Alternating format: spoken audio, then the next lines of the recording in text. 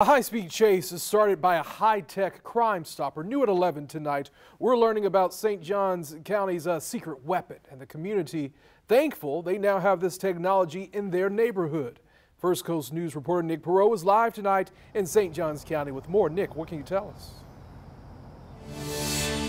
Well, Anthony, good evening. I can tell you that neighbors around here are happy that they have this in their community. Now, this looks like an ordinary camera on top of a light post, but they tell me this is much more. Having that license plate reader is a new piece of technology they're really excited about to have in this community. We are so close to Interstate 95. With only one way in and out. Kimberly Kalke's neighborhood off St. John's Golf Drive, neighbors wanted something to increase county response time after two cars were stolen right out of their own driveways.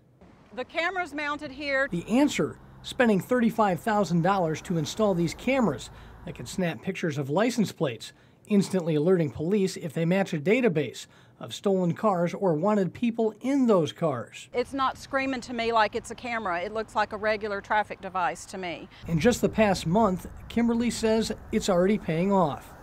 Within 2 minutes, we had 3 St. Johns County deputies on site. Just after 2:30 Saturday, this license plate reader gets a hit of a stolen car that came down 95 from Duval County. 3 deputies respond to the area, blocking off the intersection near Leo McGuire and County Route 210. The stolen car avoids the deputies, however, leading police down 95 north at speeds over 100 miles per hour. Deputies would eventually recover the car, but the suspect gets away. Kim says it's already worth the money spent, though, and is not worried if criminals know they have the cameras either. We hope this is a proactive tool that we have on hand to tell everybody that we are serious about security.